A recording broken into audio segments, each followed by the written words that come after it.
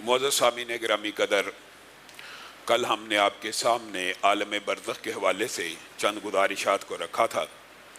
اسی بات کو آگے بڑھائیں گے۔ جناب عبادہ بن صامت کی بخاری شریف میں یہ حدیث موجود ہے کہ نبی کریم صلی اللہ علیہ وسلم نے ارشاد فرمایا کہ جو بندہ اپنے رب سے، یا جو عورت، مومن مرد ہو یا عورت ہو، یا فاسق مرد ہو یا عورت ہو، جو بندہ بھی اپنے رب سے ملاقات کو ناپسند کرتا ہے، اللہ بھی اس سے ملاقات کو ناپسند کرتے ہیں۔ تو ازواج مطہرات نے جب یہ بات سنی تو سوال کا پیدا ہونا یقینی اور بدیہی تھا۔ ایک زوجہ نے رسول اللہ صلی اللہ علیہ وسلم سے گزارش کی کہ اگر تو اللہ سے ملاقات کا مطلب موت ہے تو موت سے کراہت تو ہر بندے کی فطرت کے اندر موجود ہے، اور موت کو بہت زیادہ پسندیدہ تو میں بھی نہیں سمجھتی۔ زوجہ رسول کہہ رہی ہیں تو رسول اللہ صلی اللہ علیہ وسلم نے کہا اس سے مراد یہ نہیں جو تم نے سمجھا، بلکہ اس سے مراد یہ ہے کہ جب موت کا لمحہ آ جاتا ہے اس وقت اچھے بندے کو اچھائی کی نویدیں اور خوشخبریاں جب سنا دی جاتی ہیں تو وہ بندہ ایک سیکنڈ کے لیے بھی پھر مزید دنیا میں نہیں رہنا چاہتا، وہ دوڑ کر بھاگ کر اللہ رب العزت سے ملاقات کرنا چاہتا ہے، تو اللہ بھی اس سے ملاقات کرنا چاہتا ہے۔ اور جو برا بندہ ہوتا ہے، فاسق فاجر ہوتا ہے، جس وقت موت کے وقت اس کو غم کی، افسوس کی، لعنت ملامت کی اطلاعات مل رہی ہوتی ہیں، پھر وہ جسم میں رہنے کے لیے بے قرار ہوتی ہے، روح نکلنا نہیں چاہتی اور اللہ سے ملاقات نہیں کرنا چاہتا، مکر جاتا ہے کہ میں برے کام نہیں تھا کرتا۔ قرآن کی آیت میں ہے کہ جس وقت برائی کے فرشتے آتے ہیں تو مکر جاتا ہے کہ میں برے کام نہیں تھا کرتا۔ تو جو بندہ اس وقت جسم سے اپنی روح کو جدا نہیں ہونے دینا چاہتا، اللہ بھی اس سے ملاقات کرنا نہیں چاہتا۔ معزز سامعین گرامی قدر، یہ دو ابواب ہیں۔ جیسے عالم برزخ اور عذاب قبر کے حوالے سے کل آپ کے سامنے تفصیل سے یہ بات رکھی تھی۔ ایک ہے بندہ مومن، اچھا بندہ، نیک آدمی، اس کے ساتھ کیا معاملہ ہوتا ہے؟ الذین تتوفاہم الملائکۃ طیبین یقولون سلام علیکم۔ جو نیک بندوں کی روحیں قبض کرنے کے لیے فرشتے آتے ہیں، آ کے کیا کہتے ہیں؟ سلام علیکم۔ ابتدائے کلام سلامتی سے، تمہارے اوپر سلامتی ہو۔ پہلی خوشخبری، انسان عالم برزخ کے اندر ابھی آنکھ کھلی ہے، خوشخبری پہلی کیا آ رہی ہے؟ فرشتے جو استقبال کے لیے آئے ہوئے ہیں کیا کہہ رہے ہیں؟ سلام علیکم، تمہارے اوپر سلامتی ہو ہماری طرف سے۔ اور بنیادی طور پر یہ پیغام فرشتے لے کے تو اللہ ہی کی طرف سے آئے ہوتے ہیں، اور پیغام کیا سناتے ہیں؟ ارجعی الی ربک راضیۃ مرضیہ فادخلی فی عبادی وادخلی جنتی۔ اللہ کی طرف سے بھی مغفرت کا، خوشخبری کا پیغام ہے، اللہ تم سے راضی ہے، تم رب سے راضی ہو جاؤ۔ اب یہ وہ وقت ہے، بنیادی طور پہ جو موت کی سختیاں، تکلیفیں آپ کے سامنے رکھی تھی، وہ ان لمحات سے پہلے پہلے ہیں۔ اور جو حدیثیں موت کی آسانی کی، روح کے جسم سے جدائی کی ہیں، وہ ان لمحات کے بارے میں ہیں کہ جس وقت فرشتے استقبال کرنے کے لیے آگے خوشخبریاں سنا دیں تو بندہ مومن کی روح اس کے جسم سے اس طرح نکلنے کے لیے بےتاب ہو جائے گی، اور اس تیزی سے، اس سرعت سے، اس جلدی سے اپنے رب کی بارگاہ میں پیش ہونا چاہے گی کہ رسول اللہ صلی اللہ علیہ وسلم نے کہا ایسے نکلے گی جیسے ایک مشکیزہ بھرا ہوا ہو، پانی کا بھرا ہوا مشکیزہ، اس کے آگے ایک بند بندھا ہوا ہے، اس کو کھول دو، اس پانی کو نکلنے میں کتنی کو تکلیف پیش آئے گی، کتنی کو دقت آئے گی۔ جس آسانی سے مشکیزے سے آخری قطرہ بھی پانی کا نکل جاتا ہے، آپ مشکیزہ کھولیے، ایسے کیجئے، پانی بغیر کسی رکاوٹ کے سارے کا سارا باہر نکل جائے گا۔ اس طرح روح جسم سے بے چین ہو کے اطمینان کے ساتھ جب باہر نکلے گی، سبحان اللہ، یہ دو مناظر ہیں۔ اللہ رب العزت ہمیں ان مناظر میں مبتلا کرے، اور اللہ تعالی ہمیں ان بندوں میں شامل کرے۔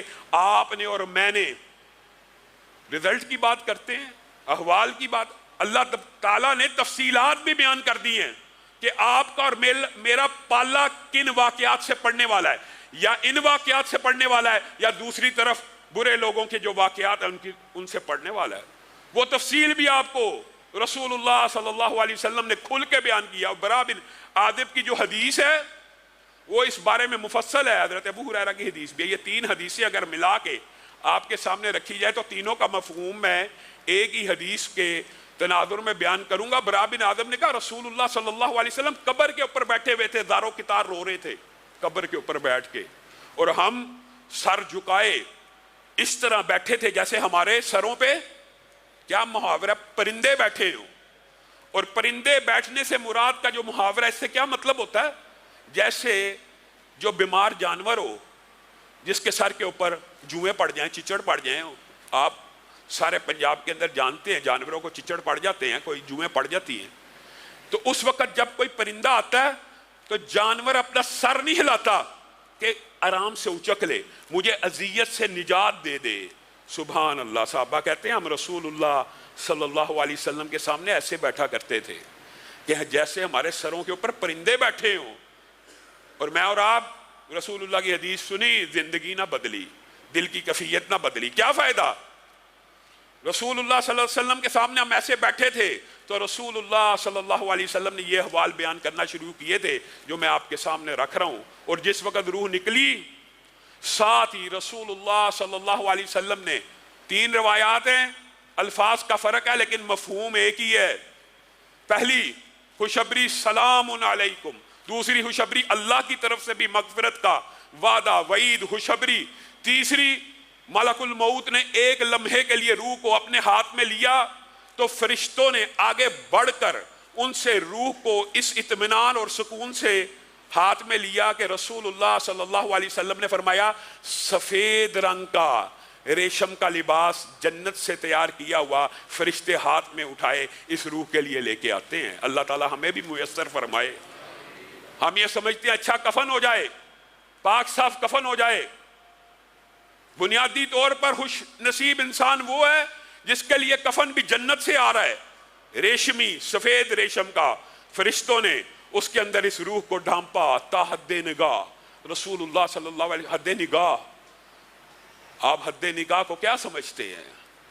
آپ سر اٹھائیے, ارب حرب نوری سال کے فاصلے کے اوپر بھی جو ستارہ ہے آپ کی نظر وہاں پہ پہنچ جاتی ہے. حد نگاہ فرشتے استقبال کے لیے بیٹھے ہوئے ہیں اس ایک روح کے لیے, اور آگے بڑھ کر اس کو خوشخبریاں سناتے ہیں, سلام پیش کرتے ہیں, اور ایک دوسرے سے منتقل کرتے ہوئے یہ خرب ہا خرب نوری سال کا فاصلہ اس تیز رفتاری سے طے کرتے ہیں کہ فرشتے اس روح کو لے کے پہلے آسمان تک پہنچ جاتے ہیں. رستے کے مناظر بھی رسول اللہ صلی اللہ علیہ وسلم نے بیان کر دیے کہ اس روح سے اللہ رب العزت ایسا معاملہ کرے گا, صرف سفید ریشم کا لباس جنت سے نہیں آیا, ایک خوشبو بھی جنت سے لائی گئی ہے جس سے اس کی روح کو ایسا معطر کیا جائے گا, ایسی خوشبو پیدا کی جائے گی کہ جہاں دور دراز کے فرشتوں کے ناکوں سے ٹکرائے گی وہ کہیں گے سلام علیکم, سلامتی ہو اس بندے کے اوپر. کتنے خوبصورت جسم میں آباد رہی, جسم کو بھی آباد رکھا عبادتوں سے ریاضتوں سے, اس کے اوپر اللہ کی سلامتی ہو. کتنی خوش قسمت روح ہے, کتنی خوش بخت روح ہے, کتنی خوبصورت خوشبو ہے. پہلے آسمان کے دروازے کھل گئے, سعد بن معاذ کے لیے بھی سارے دروازے کھلے تھے, اللہ تعالی ہمارے لیے بھی آسمان کے دروازوں کو کھولے. پھر پہلے آسمان کے فرشتے استقبال کرتے ہوئے لے کے چلے کہاں تک؟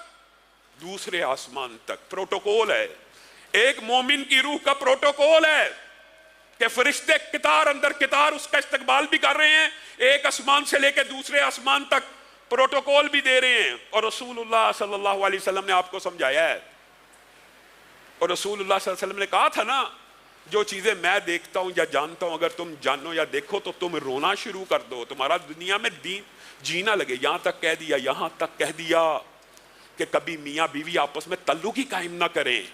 آگے کیا کیا مناظر پیش آنے ہیں, کیا کیا مشکلات اور کیا کیا آسانیاں اگر تمہیں پتہ چل جائے تو تم ہر وقت یا ان نعمتوں کے حصول کے لیے ریاضتوں میں پڑے رہو یا ان عذابوں سے بچنے کے غم اور دکھ اور خوف میں مبتلا رہو, کوئی خوشی انجوائے نہ کر سکو.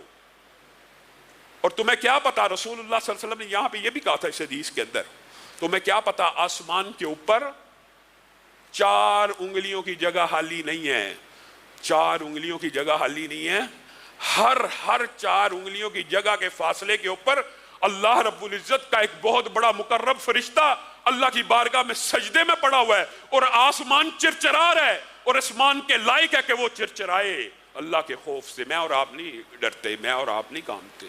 یہ پروٹوکول دیا جا رہا ہے 7ویں آسمان تک، عرش عظیم تک، وہ خرب ہا خرب نوری سال کا فاصلہ چند سیکنڈ میں روح نے طے کیا، ان کتاب الابرار لفی علیین، اللہ کی طرف سے خوشخبری اور اللہ کی طرف سے اعلان ہوا اس روح کو علیین میں رکھ دیا جائے، اس کا مقام اور ٹھکانہ اس کو علیین میں دکھا دیا جائے، اور دیگر روایات کو ملایا جائے تو یہ پتہ چلتا ہے اس روح کو وہاں پہ موجود علیین میں پہلے سے موجود جو ارواح ہیں وہ پہچان جائیں گی۔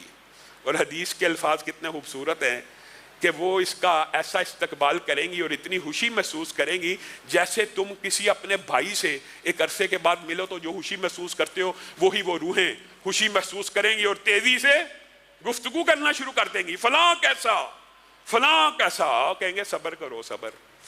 دنیا کی تکلیفوں اور آزمائشوں سے آیا، اور شاید میرے دماغ میں کئی مرتبہ اس حدیث کو پڑھتے پڑھتے آتا ہے یہ جو اتنی تیز رفتار سفر ہے، وہ کہیں گے ذرا اس کو کچھ موقع تو دو سستانے کا، اس قدر تیز رفتار جو سفر ہوگا۔ پھر کہا جائے گا فلاں کا کیا بنا، وہ بندہ کہے گا، وہ روح کہے گی وہ بندہ تو فوت ہو گیا، بڑا نیک تھا، تمہارے پاس نہیں پہنچا، اوہو افسوس کریں گے ہمارا وہ بھائی شاید جہنم میں چلا گیا، سجین میں چلا گیا، واقعی فوت ہو گیا، ہم تک نہیں پہنچا، ہم تک نہیں پہنچا۔ پھر جب علیین میں درج کیا جائے گا دوبارہ برزخ کی ہی زندگی کے اندر، یہ عجیب مغالطہ جی، یہ جی حدیث میں آیا جی دوبارہ روح کو جسم میں ڈالا جائے گا، جی دنیاوی زندگی، یہ سارے معاملات برزخی کے اندر ہے جو پہلے آپ کے سامنے بات رکھی ہے۔ کیا کیسے دوبارہ دنیا میں بھیجا جائے گا، وہاں سے روح کو آپ جنازے کو تیار کر رہے ہوں گے، حدیث کے الفاظ ہیں، اور یہ زندگی برزخ کی کیوں ہے، دنیا کی کیوں نہیں ہے، حدیثیں اتنی واضح ہیں، یہ بھی بخاری شریف کی حدیث ہے کہ جس وقت آپ چارپائی کو اٹھا لیتے ہیں، چارپائی کو اٹھا لیا آپ نے، میں نے، سب نے دیکھا ہوا منظر، جس وقت، اور یہ ہمارا یقین ایمان عقیدے کا مسئلہ ہے، ہمیں اس حدیث کے اوپر یقین ہے، انکار حدیث والوں کو نہ ہو، برزخ کی زندگی کا انکار کرنے والوں کو نہ ہو، عذاب قبر کے منکروں کو نہ ہو۔ رسول اللہ صلی اللہ علیہ وسلم نے کہا جس وقت تم چارپائی کو اٹھاتے ہو جو بندہ نیک ہوتا ہے وہ کیا کہہ رہا ہوتا ہے، قدمونی قدمونی۔ آپ بتائیے آپ میں سے آج تک کسی نے یہ الفاظ سنے ہیں؟ یہ جو ایک صوفیوں کا فلسفہ عجیب ہے، ایک نے کلی انکار کر دیا عذاب قبر اور برزخ کا، اور ایک نے کلی طور پہ برزخ کو دنیا سے بھی آگے پہنچا دیا۔ یہ واپس آ جاتے ہیں جی دنیا میں ہی ہوتے ہیں، دنیاوی زندگی گزارے ہوتے ہیں۔ اس کے دلائل آپ کے سامنے پہلے بھی رکھ چکا، اگر دنیاوی زندگی میں ہو تو شہید کی جو بیوہ ہے وہ شادی نہ کرے۔ یہاں پہ جب وہ دنیا میں آیا ہے وہ قدمونی کہہ رہا ہے، آپ اور میں سن رہے ہیں، اس کا مطلب کیا ہے، وہ برزخ ہی میں رہا ہے، لیکن اللہ کی قسم ہمارا ایمان اور عقیدہ وہ کہہ رہا ہے قدمونی، تیز چلو، جلدی کرو، مجھے میرے ٹھکانے تک پہنچا دو، جلدی کرو۔ اور اگر خدا نہ خواستہ برا ہوگا تو کیا کہے گا، یا ویلہا، او کتھے لے چلے ہو، ایگزیکٹ ترجمہ یہ، کدھر لے کے جا رہے ہو، او رک جاؤ، ہو ذرا صبر کرو، او رک جاؤ۔ یہ وہ لمحات ہیں کہ نیک آدمی کو وہاں سے بھی خوشخبریاں مل رہی ہیں اور یہاں سے بھی خوشخبریاں مل رہی ہیں، اور یہی وہ لمحہ ہوتا ہے جس کے بارے میں رسول اللہ صلی اللہ علیہ وسلم نے کہا اچھا ہو یا برا ہو، میت کی 3 چیزیں پیروی کر رہی ہوتی ہیں، پیچھے چل رہی ہوتی ہے۔ ایک اس کے وارث اس کے ساتھ چل رہے ہیں، اعزاء و اقارب، رشتہ دار، ایک اس کا مال و متاع، گاڑی ہے، سکوٹر ہے، سائیکل ہے، جتنی حسب استطاعت سواریاں وہ بھی پیچھے پیچھے چل رہی ہیں، ایک اس کے اعمال چل رہے ہیں۔ 2 چیزیں واپس آ جائیں گی اور قبر میں ہمیشہ اعمال ساتھ رہیں گے، اور اللہ معاف کرے دوسری طرف خدا نہ خواستہ اللہ تعالی ہم سب کو محفوظ رکھے، اگر بندہ برا ہے، کیا رسول اللہ صلی اللہ علیہ وسلم نے اس کا نہیں بتایا؟ اسی برا بن عازب کی حدیث میں اس کا بھی تفصیلی ذکر موجود ہے، جس کی چند باتیں عالم برزخ اور عذاب قبر کے دلائل کے حوالے سے آپ کے سامنے رکھ چکا ہوں۔ کہ جس وقت موت کا لمحہ فاسق فاجر کا آ گیا، یہاں پہ سلامتی بھیجی جا رہی تھی اور یہاں پہ لعنتیں اور ملامتیں بھیجی جا رہے ہوں گے، نکل، الیوم تجزون عذاب الہون، آج کے دن تجھے شدید عذاب دیا جائے گا، یضربون وجوہہم وادبارہم، چہروں پہ تھپڑ لگانے شروع کر دیے جائیں گے، پشتوں کے اوپر تھپڑ لگانے شروع کر دیے جائیں گے۔ یہ وہ لمحہ ہے کہ جس وقت برے سے برا آدمی کہے گا رکو میں نہیں برائی کرتا، اب برائی نہ کرنے کے وعدے کا کوئی فائدہ نہیں، رکو میں برا نہیں تھا، ٹھہر جاؤ، صبر کر لو، کوئی مہلت دے دو، کچھ منٹ دے دو، نہیں، اب اللہ تعالیٰ نے جو وقت مقرر کیا وہ آ گیا، نکل، جسم سے نکل۔ یہ وہ حدیث کا دوسرا ٹکڑا ہے کہ جو آپ کے سامنے پیش کیا جاتا، موت کی سختی اچھے برے پہ، موت کی تکلیف یا بیماری کی وہ تو شدت آنی ہے، اللہ تعالیٰ اس سے بھی محفوظ رکھے، بعض لوگوں پہ ایسا انعام ہو سکتا ہے، اور وہ تکلیف حسب استطاعت ایمان ہے، جتنا ایمان ہے اتنی زیادہ تکلیف آئے گی، لیکن یہ وہ لمحہ ہے۔ یہاں پہ رسول اللہ صلی اللہ علیہ وسلم نے دو باتوں کو بیان کیا اور بڑی ڈرنے والی باتیں ہیں۔ یہ روح اس جسم کو چھوڑنا ہی نہیں چاہے گی، پوری کوشش کرے گی کہ اب میں اس جسم کو نہ چھوڑوں۔ حدیث کے الفاظ ہیں جس طرح ایک لوہے کی سی ہو، اس کے دندے نکلے ہوں، اس کو کسی نرم و ملائم اون کے اندر، گیلی اون کے اندر ڈال دیا جائے اور کھینچا جائے تو اس اون کا جو حشر ہوگا اس روح کو اس جسم سے نکالتے ہوئے یہی حشر ہوگا۔ اور دوسری مثال کیا دی؟ میرے بھائیو، اللہ کی قسم یہ عقیدے کے مسئلے ہیں، یا وہ معاملہ ہونا یا یہ معاملہ ہونا ہے، اللہ تعالیٰ ہمیں اس معاملے کا شکار کرے۔ ایک معاملہ ہونا ہے، یقینی ہے، بدیہی ہے، لازمی ہے۔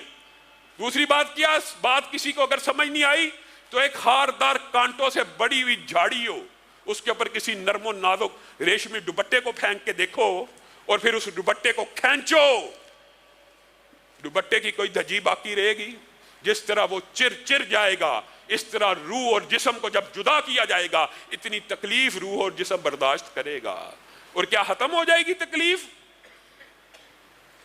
جہنم سے ٹاٹ کا بنا ہوا کفن لایا جائے گا، بدبوئیں وہاں سے لائی جائیں گی، رستے میں جو فرشتے اس بدبو کو سونگ رہے ہیں کتنا بدبخت آدمی تھا، لعنت ملامت کے الفاظ بھی حدیث صحیح میں موجود ہے، لعنتیں بھیجیں گے۔ بدبخت آدمی اس رب کی نہیں مانی جس نے پیدا کیا، جس نے بنایا، جس سے وعدہ کر کے دنیا میں آیا، جس نے بچپن سے جوانی دی، ہر صلاحیت ہر نعمت دی، اس کی نافرمانی کر کے آیا۔ کتنا ظالم ہے، کتنا خبیث ہے، کتنا ذلیل ہے۔ مفہوم یہ ہے، اور پورے رستے میں آسمان تک جاتے جاتے یہی بری خبریں اس کو مل رہی ہیں، خوف اور تکلیف کی شدت میں اضافہ ہوتا جا رہا ہے، آسمان کے دروازوں کو کھٹکایا جائے گا۔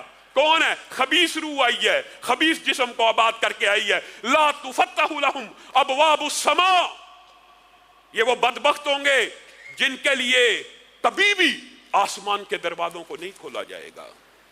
ولا يدخلون الجنہ، اور یہ کبھی بھی جنت میں داخل نہیں ہوں گے، حتی یلج الجمل فی سم الخیاط، یہاں تک کہ اونٹ سوئی کے ناکے سے نہ گزر جائے، بلا گزر سکتا ہے، ان کے لیے آسمان کا دروازہ نہیں کھولا جائے گا۔ لا مرحبا بکم، وہاں پہ مرحبا، کتنی عمدہ روح ہے، اہلن و سہلن کی صدائیں ہیں، عرش تک لے کے چلے ہیں، یہاں پہلے آسمان کے دروازے نہیں کھل رہے۔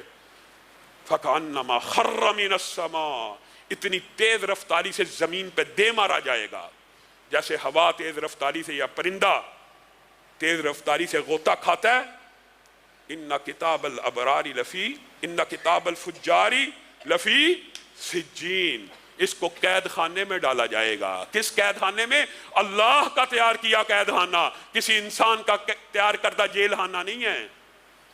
اس بدبخت کو سجین میں رقم کر دیا جائے گا، پھر اس کی روح کو بھی دوبارہ برزخی کی زندگی میں نظارہ دیدہ عبرت کے لیے بھیجا جائے گا۔ تو یہ کیا کہہ رہا ہوگا؟ ہائے مجھے کہاں لے کے جاتے ہو، ہائے مجھے کہاں لے کے جاتے ہو، رک جاؤ، ٹھہر جاؤ۔ اور بعض چیزیں نیک و بد کے لیے برابر ہیں۔ اگر میت یہ احساس راحت کا رکھتی ہے یا عذاب کا رکھتی ہے، مرنے والا برزخ کے اندر، یہ بھی ہمارے عقیدے کا حصہ ہے، برزخ کے اندر مسرت کے احساسات ہیں، رحمت کے، اثرات محسوس کرتا ہے مردہ، اسی طرح عذاب کی شدت کو بھی محسوس کرتا ہے، اسی طرح جو کچھ اللہ رب العزت کہلوانا چاہتا کہتا ہے۔ منکرین حدیث آپ کے سامنے رکھ چکا کہ وہ جب کسی حدیث کا انکار کرتے ہیں وہ حقیقت میں قرآن کی آیت کا بھی انکار کرتے ہیں۔ جب ہم یہ کہتے ہیں نا کہ میت چارپائی کے اوپر یہ کہہ رہی ہوتی ہے قدمونی، جی یا دیکھو جی کہہ رہے نے مردہ بول دے، اب یہ بنیادی طور پہ وہ اپنی طرف سے حدیث کا انکار کر رہے ہوتے ہیں، لیکن قرآن پاک کی آیت میں مردے کا کلام موجود نہیں ہے۔ یا لیت قومی یعلمون، یہ کون کہہ رہا ہے؟ ایک مردہ کہہ رہا ہے کہ اے کاش میری قوم جان جائے بما غفر علی ربی، جو میرے رب نے میری مغفرت کی ہے۔ جو منکر حدیث ہوتا ہے وہ منکر قرآن بھی ہوتا ہے۔ وہاں پہ جو کلام ہے شہید یاسین کا وہ میت کا نہیں ہے، عام فہم بات ہے۔ اور پھر جب میت کو قبر میں ڈال دیا جاتا ہے، یہ بھی صحیح حدیث سے ثابت ہے۔ اس کے پہ انکار حدیث کرنے والوں نے بڑی لمبی چوڑی فضول بحث کل آپ کے سامنے اسی لیے رکھا تھا کہ اس انکار کا فائدہ کیا ہے۔ قرآن کی آیتوں کے اندر بھی یہ ساری باتیں موجود ہیں، ان سے ملتی جلتی آیت موجود ہے۔ کوئی ایک بات ایسی ہو جو قرآن کے اندر موجود نہ ہو اس سے ملتی جلتی، اور جس وقت ان کو قبروں میں ڈال دیا جاتا ہے یہ نیک و بد کے لیے برابر ہے۔ وہ اس وقت قدموں کی چاپ کو سنتے ہیں، جوتوں کی آہٹ کو سنتے ہیں۔ کن لوگوں کی؟ اپنے رشتہ داروں کی، یا جو قبر میں دفن کرنے کے لیے آئے ہیں ان کی آوازوں کو سنتے ہیں۔ امی عائشہ بیان کرتی ہیں یہ وہ گھاٹی ہے، یہ وہ تنہائی کا لمحہ ہے کہ ایک یہودی عورت جب آئی تھی نا، اس نے آ کے کہا تھا کہ عذاب قبر سے پناہ مانگا کرو۔ میں ڈر گئی اور میں نے اللہ کے رسول سے پوچھا کہ قبر میں عذاب ہوتا ہے؟ تو رسول اللہ صلی اللہ علیہ وسلم نے کہا تھا ہاں قبر میں عذاب ہوتا ہے۔ اور اس کے بعد میں نے غور کیا، رسول اللہ نے اپنی زندگی میں ایک نماز ایسی نہیں پڑھی جس میں عذاب قبر سے پناہ کی دعا نہ کی ہو۔ کس نے؟ نبی نے، رسول نے۔ میں اور آپ کس بات کی مولی ہیں؟ رسول اللہ صلی اللہ علیہ وسلم نے کہا نہیں تھا ان قبر والوں کو دو ہلکی سی باتوں پہ بھی عذاب ہو رہا ہے، ایک چگلی کیا کرتا ہے ایک پیشاب کے چھینٹوں سے نہیں بچتا۔ رسول اللہ صلی اللہ علیہ وسلم نے کہا نہیں ایک آواز سنی مغرب کے وقت کے قریب، کیا کہا تھا رسول اللہ صلی اللہ علیہ وسلم نے؟ یہودیوں کو ان کی قبر کے اندر عذاب ہو رہا ہے۔ اور رسول اللہ صلی اللہ علیہ وسلم کی یہ جو بخاری شریف کی حدیث ہے قدیمونی والی کہ میت یہ بات کہتی ہے، رسول اللہ صلی اللہ علیہ وسلم نے کہا اللہ کی قسم اس آواز کو دنیا کی ہر مخلوق سنتی ہے سوائے انسانوں اور جنوں کو، اور انسانوں اور جنوں کو نہ سنانے کی حکمت ہے، یہ بھی رسول اللہ نے بیان کی ہے۔ میرا دل چاہتا ہے میں اللہ سے دعا کر کے تمہیں عذاب قبر میں سے بعض چیزوں کو سنوا دوں، لیکن پھر میں سوچتا ہوں تم اپنے مردے دفنانا چھوڑ دو گے، تم اللہ کے خوف سے اپنے مردے دفنانا چھوڑ دو گے، لیکن اللہ تعالیٰ نے آپ کو اور مجھے سمجھانے کے لیے پھر بھی ڈیٹیلز بیان کر دی ہیں۔ یہ جو سنانے کی دعا ہے کہ میں چاہتا ہوں، میرا دل چاہتا ہے اور میں نہیں سناتا، اس کے حوال تو آپ کو بتا دیے ہیں۔ اس کے حوال اتنے واضح، کئی دفعہ تو خود رسول اللہ صلی اللہ علیہ وسلم کی زندگی کا ایک عجیب و غریب واقعہ ہے۔ ایک آدمی نے اسلام کو قبول کیا، رسول اللہ صلی اللہ علیہ وسلم نے سورہ بقرہ سورہ آل عمران اس کو سکھائی اور اس کو کہا لکھ کتابت کر۔ وہ بندہ نے کچھ کتابت کی اور مرتد ہو گیا، عیسائی تھا۔ رسول اللہ صلی اللہ علیہ وسلم کے بارے میں ہردہ سرائی کرنے لگا، یہ جو سورہ بقرہ آل عمران لکھی ہے یہ میں نے لکھی ہے، یہ وہی کچھ ہے جو میں رسول اللہ کو لکھ کے دیتا تھا اور رسول اللہ معاذ اللہ اس کی تلاوت کیا کرتے تھے۔ یہ بندہ مر گیا۔ کیا اللہ نے یا رسول اللہ نے بھی بتانے میں کوئی کسر چھوڑی ہے؟ وہ بندہ مر گیا، عیسائیوں نے اس کی قبر کھودی، اس میں دفن کیا، اگلے دن صبح وویلا مچ گیا، عیسائیوں نے شور مچا دیا۔ کیا؟ مسلمانوں نے ہمارے مردے کو قبر سے نکال کے باہر کر دیا ہے۔ جا کے دیکھا گیا واقعی قبر اکھڑی ہوئی ہے اور مردہ باہر بری حالت میں پڑا ہے۔ یہ مسلمانوں کا کام ہے۔ مسلمانوں نے کہا ہم نے نہیں کیا، ہم نے نہیں کیا، اللہ کا عذاب لگتا ہے قبر کا۔ انہوں نے کہا اچھا، پھر دفنایا ذرا گہرا کر کے، اگلے دن صبح ہوئی وہ مردہ پھر قبر سے باہر پڑا، قبر ساری کی ساری اکھڑی ہوئی ہے۔ انہوں نے شور مچا دیا، یہ مسلمان باز نہیں آ رہے، ہم مردہ دفناتے ہیں، چونکہ اس نے رسول اللہ کے بارے میں یہ بات کی تھی، مسلمان اس سے انتقام لے رہے ہیں، اللہ اس سے انتقام لے رہا تھا۔ تیسری مرتبہ انہوں نے گہرا گڑھا بنایا اور اپنے تئی جتنی گہرائی میں جا سکتے تھے اتنی گہرائی میں لے گئے، اتنی گہرائی میں لے گئے کہ اکھاڑنے میں بھی کچھ وقت لگے، کچھ ٹائم لگے اور ہم مسلمانوں کو پکڑ لیں۔ اگلے دن فجر کے بعد کیا دیکھا؟ وہ مردہ پھر باہر پڑا ہے۔ پھر ان کو سمجھ آ گئی کہ اللہ کا عذاب شدید ہے اس بندے کے اوپر۔ انہوں نے گڑھے میں بغیر مٹی ڈالے اس کو پھینک دیا۔ عذاب قبر میں سے رسول اللہ سنانا چاہتے ہیں تو سنا کے بھی گئے ہیں۔ انشاءاللہ ان بعض احوال کا ذکر آئندہ آنے والے درس میں کریں گے۔ سبحان ربک رب العزت عما یصفون وسلام علی المرسلین۔